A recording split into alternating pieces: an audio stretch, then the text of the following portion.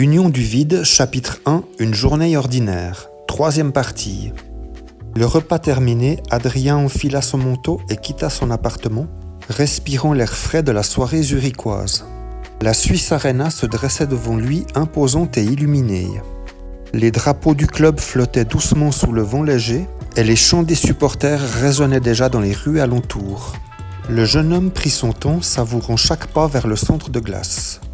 Depuis sa place privilégiée, mise à sa disposition par la banque, sponsor principal du club, le banquier observa les joueurs glisser sur la glace avec une grâce naturelle. Il était impressionné par la rapidité et la stratégie calculée qui lui rappelaient étrangement les algorithmes financiers qu'il manipulait chaque jour. La sirène de la première pause retentit dans un souffle métallique et la glace se vida lentement. Les joueurs disparurent vers les vestiaires, tandis que la surface blanche redevenait un miroir lisse sous les lumières crues.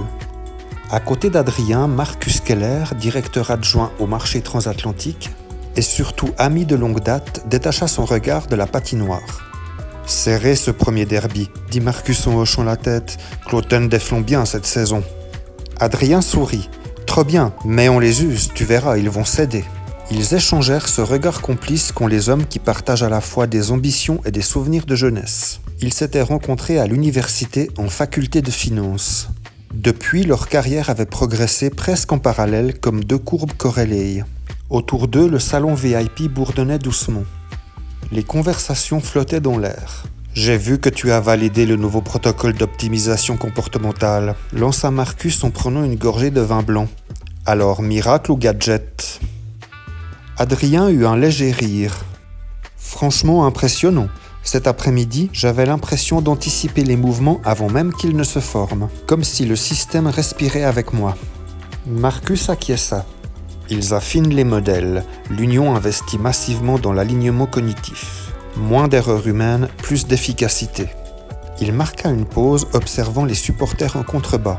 « On a de la chance, tu sais, d'être du bon côté. » Adrien suivit son regard vers la foule compacte, les maillots bleus et blancs, les visages tendus par l'attente. « Oh oui, je plains ces pauvres diables nés sous la dictature du pacte. » « À propos, tu as vu leurs derniers chiffres ?» reprit Marcus à voix plus basse.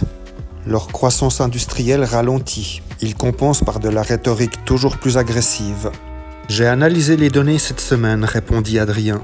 Beaucoup de mouvements internes, ça sent la tension. » Marcus haussa les épaules. « Bah, tant que ça reste économique. » Alors que la sirène annonçait la fin de la première pause, les deux hommes se levèrent pour regagner leur place. C'est à ce moment-là qu'Adrien la remarqua. À quelques mètres près de la baie vitrée dominant la patinoire, une jeune femme riait doucement en parlant à un homme plus âgé. Élégante sans ostentation, robe sombre aux lignes nettes. Ses cheveux blonds, relevés avec une délicatesse étudiée, lui donnaient un charme fou. Elle n'avait rien d'exubérant, mais quelque chose dans sa posture, une sorte d'assurance tranquille, attira immédiatement son regard.